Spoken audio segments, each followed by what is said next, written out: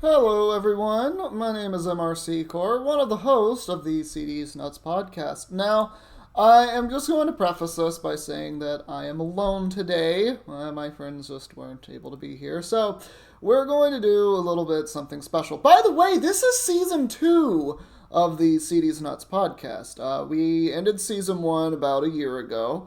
And have kind of taken a hiatus since then, but that's fine. We're gonna get back to our weekly episodes, more or less, and yeah. So if you didn't know, a little fun fact about me is that I love to write. Love is a strong word. I like to write. I like to write stories, and I'm very good at it.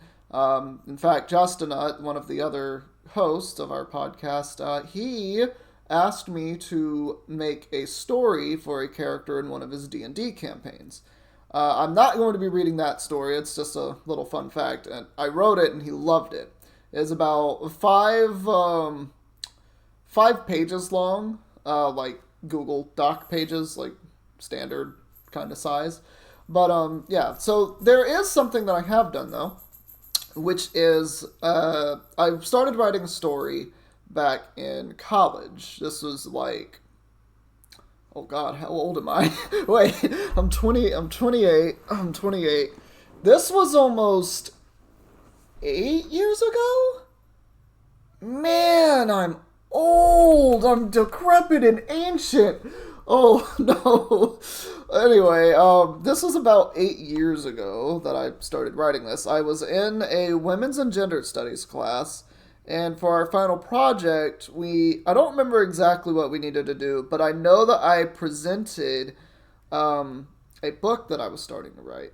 And this book is a horror story, which is dedicated more towards the LGBTQIA plus community. And the reason I say it like that is because there are stories within this story which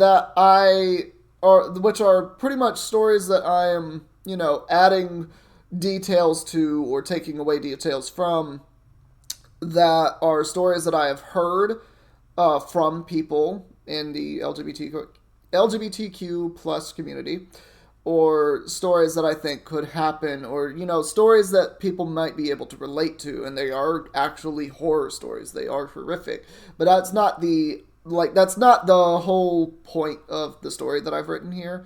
That just happens to be undertones, and I wanted to do that to make it a story that people could one day read and then kind of make some connections and be like, oh, this is horrible. Why would anyone treat another human being like this? Or at least that was the thought that I put into it. So since I am alone today, I will actually be reading a little bit, probably 20 or 30 minutes. So this is a bit shorter of an episode than we normally do. And when I'm alone, I will probably end up reading stories from Reddit, stories off of Twitter.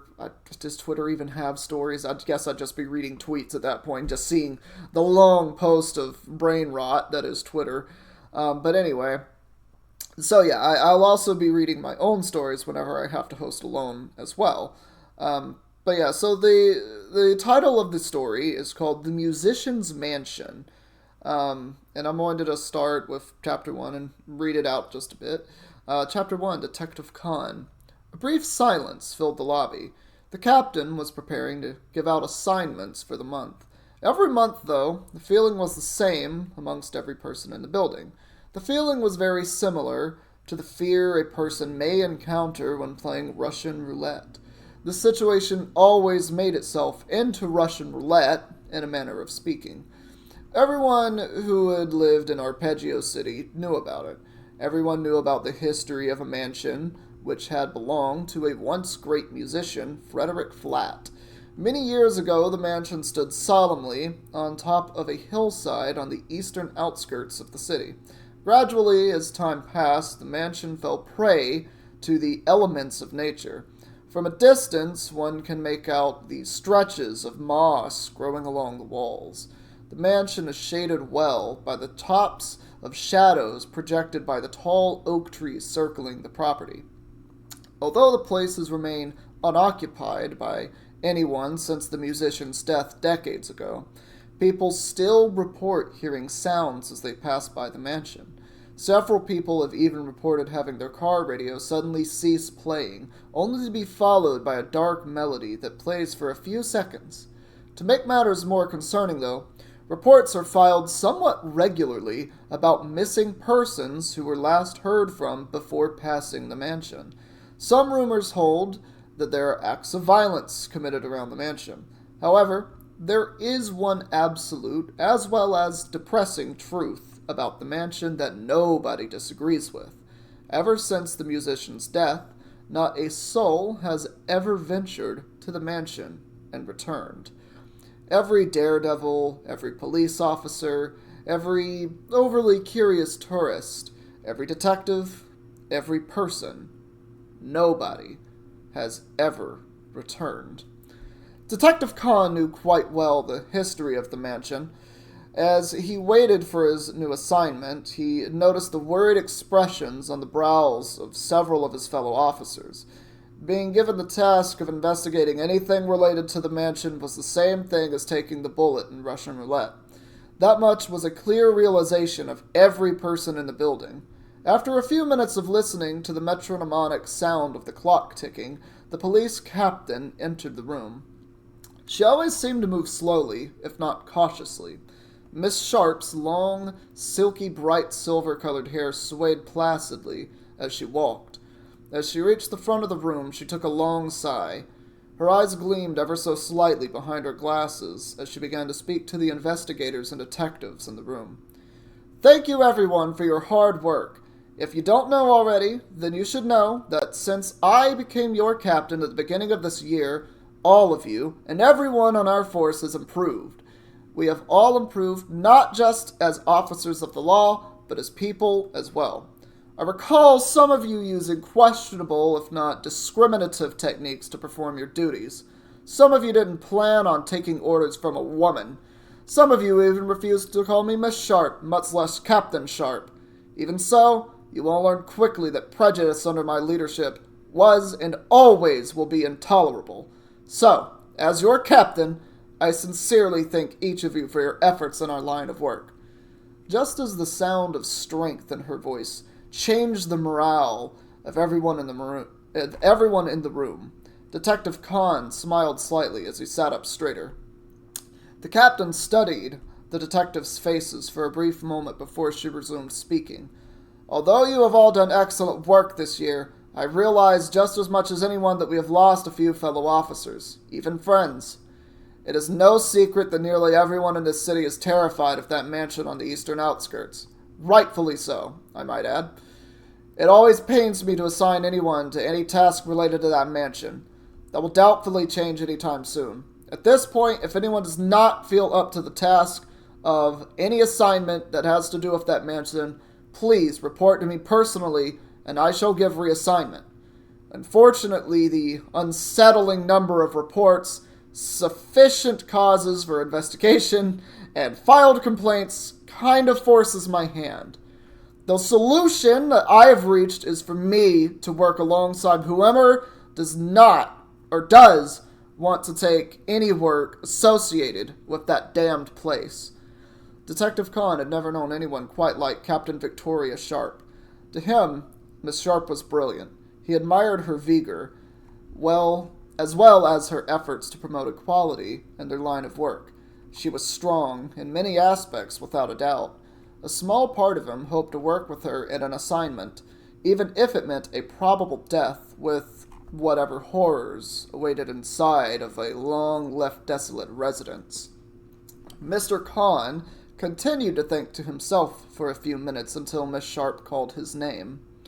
The middle-aged detective stood up quietly and approached his captain calmly. As he reached the front of the room, his light brown eyes connected with the blue eyes of his superior briefly. She placed the files for his assignment in his hands and spoke softly. "Mr. Kahn, please meet with me in my office after you finish reviewing those files for your task. I need to speak with you privately." "Yes, Captain Sharp." Mr. Kahn made his way downstairs to the office, preparing to read his new assignment. It only took a short glance at the files inside of the folder to understand The assignment consisted entirely of records about the mansion. Detective Khan took a deep breath as he began to analyze the more detailed information available to him. To some people, every second is precious, but to others, time is merely relative. Patience is a virtue of which few can afford. Captain Sharp understood this quite well. In her mind, she knew it was perfectly normal to feel a cold sensation of unease when faced with a troubling decision. She thought to herself, I have undergone years of training to get to where I am today. I have been in countless situations where merely one mistake would have been the absolute last one of my life. But this task being passed down from the government itself to me and Detective Tenuto Khan, I have never felt as though I would have to think about the possibility of dying so early in life. I very much hope that Mr. Khan is willing to work with me. He is the best person in our squadron, and I trust him more than anyone else here. She continued thinking to herself as she ate her chicken and vegetable soup for lunch. Captain Sharp was completely right about one thing. It is normal to feel anxious. The primary issue for Captain Sharp was not the anxiety itself, but rather the cause for this particular anxiety. An hour or two passed, and Mr. Khan knocked on his captain's office door. Miss Sharp opened the door momentarily. She gestured for him to take a seat in front of her desk as she returned to her swivel chair behind it. Mr. Khan, I'm sure that you are quite aware by now what you are tasked with. You must be wondering why I asked you to speak with me in my office. He gently brushed a finger across his finely trimmed black mustache. Yes, Captain, I am curious, although I have some idea as to why I'm here. It has to do with the assignment I was given, correct?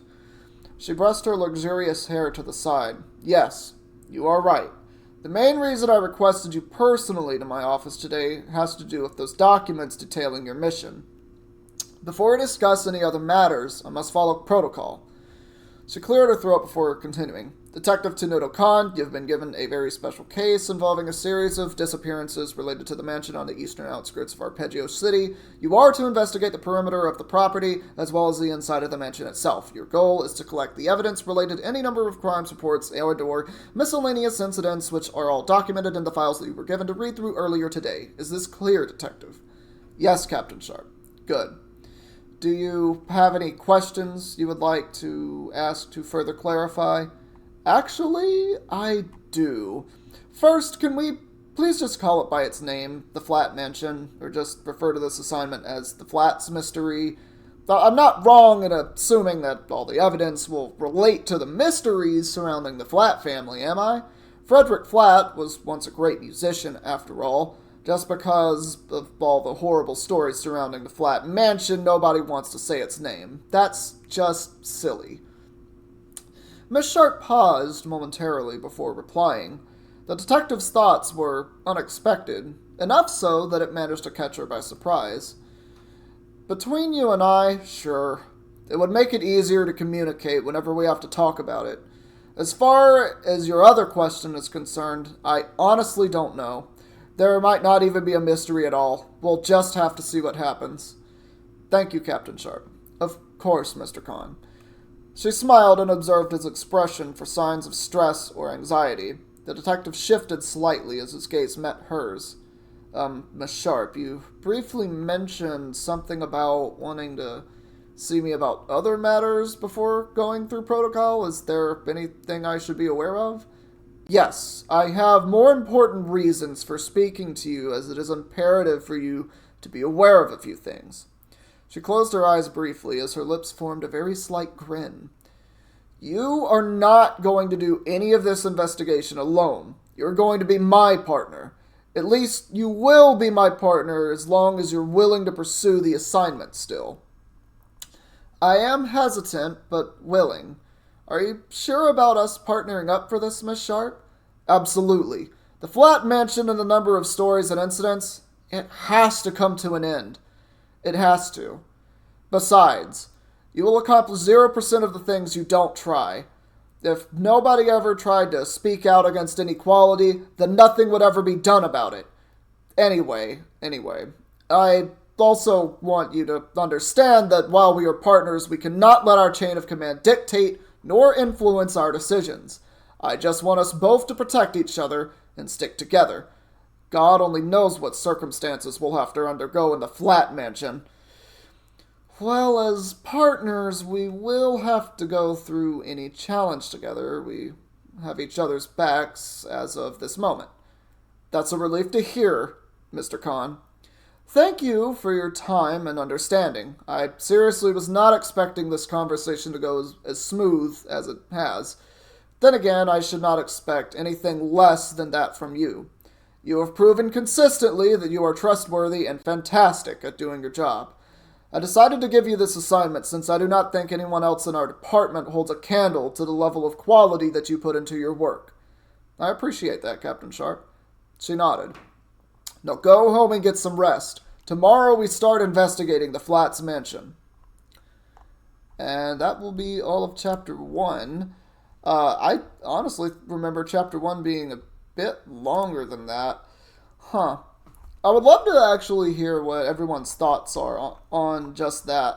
That was 2.5 pages worth of text that I've written out towards the story. I'm not going to do a chapter per episode that I have alone. I genuinely did think that would actually take me longer to get through. I don't want this to be a 15-minute podcast episode, so I'm probably going to go into some more details, maybe about the story or something. But just so you know, that since that was 2.5, the remainder of the story has 83 more pages that I've written, and the story is not yet finished. I'm not kidding when I say that. This is a massive story. It's probably... What chapter am I even up to? I'm actually really curious. I am just now getting to chapter 9 in this story. It's, like I said, it is extremely long. And I have actually written a couple of other stories. I've written, there's one that I'm currently writing, which is called Hunting Monsters. That one is a sci-fi story set about 100 years in the future from now. Where mankind is, starting to explore space. We've gone to other galaxies, etc. We've finally started colonizing in space. There are alien species that we have met, that we have intermingled with, and in some cases reproduced with, which I haven't even gotten to that part in this what I've written so far. I've really only kind of introduced the main premise. It's funny because that story reads more as a manga than anything else, and just how it's formatted almost. It seems kind of like I don't know, like Naruto in a way, where the base of operations is the Hidden Leaf Village. Well, the base of the operations is the space station hovering above this planet. Yeah! And they're always going to come back to it, kind of thing. That's kind of what it seems like. Just to make a parallel. But, yeah, it's starkly different from the Musician's Mansion. But, yeah, since this video, podcast episode will be up on both YouTube and Spotify, I would actually like to see what your comments on it are. If you want to hear more of the story, which you won't get a say in that, actually. You're going to hear more of it whether you like it or not. But yeah, I will have more of this coming out bit by bit. It's going to be a lot, and I really do mean a lot. Again, I've written so much of this, and I've gone over the first chapter many times.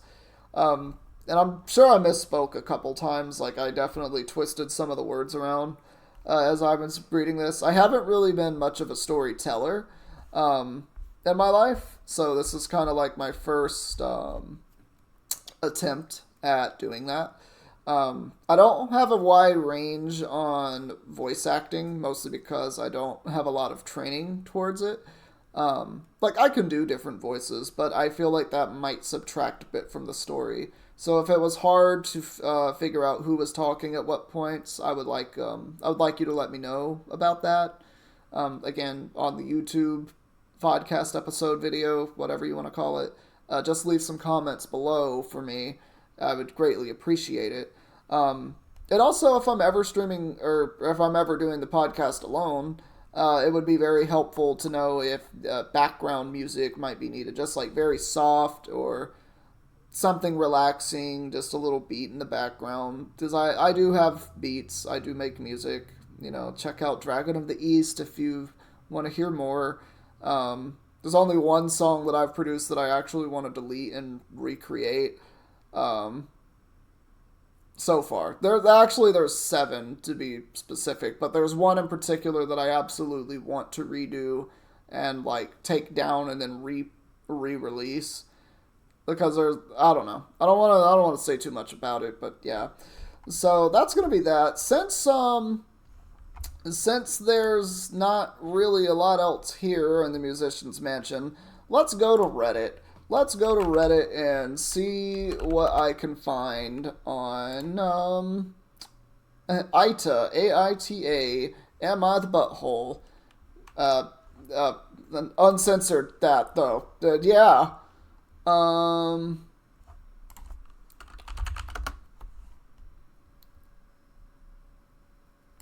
Yeah, let's go to that. I'm going to go by new. I'm just going to go by new and scroll down right here. Am I the asshole for being concerned about my friend and having her checked on? Okay, this one seems a little bit short, but we can go through this one. In the last few years, I have become very close with 2 girls from my high school, all 22. The 3 of us hang out all the time and are always together.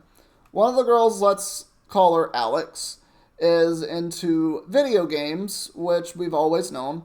Recently, she has been staying in more than usual. She's been staying in more than usual to play games. We will invite her to places and she will just say that she wants to stay in and relax and play games. We are starting to get really concerned about her always staying in. Who would choose to sit in their house instead of going out with friends? Dog, that's like everybody. What do you mean? There are so many people who would rather stay inside and not deal with society outside of their house. I am one of those people. I prefer staying indoors. What do you mean? I love my friends. I like to hang out with my friends, but I don't want to hang out with my friends the entirety of the day. I want to go back inside and play video games, watch stuff on TV, and unwind. I don't want to have to deal with people. There's a lot of people like that. Don't get stuck in your head about this. Anyway, there is something else going on. Mutual friend will ask where she is, and we will tell them how she refused to leave her house. Last week, we were trying to make plans for the weekend, but she told us that she just got into a new game and was going to stay in all weekend to play it. I get maybe one night, but all weekend is just concerning to me and honestly kind of scary. How is that scary? That's normal gamer behavior. That's fine. You're not wrong for being concerned. I don't think you're an asshole for being concerned. So as far as I've read right now, this comes from Concerned Friend 2013. I don't know if I should be saying that or not. I haven't really watched or heard a lot of podcasts that do this. So this is also my first attempt at that. You know what? Screw it. Let's just do it. So let's see. Last weekend, I wouldn't say that's scary. Again, I would just say that's kind of normal behavior for a gamer. Some people really like the new games that they play, and it's just really nice for them.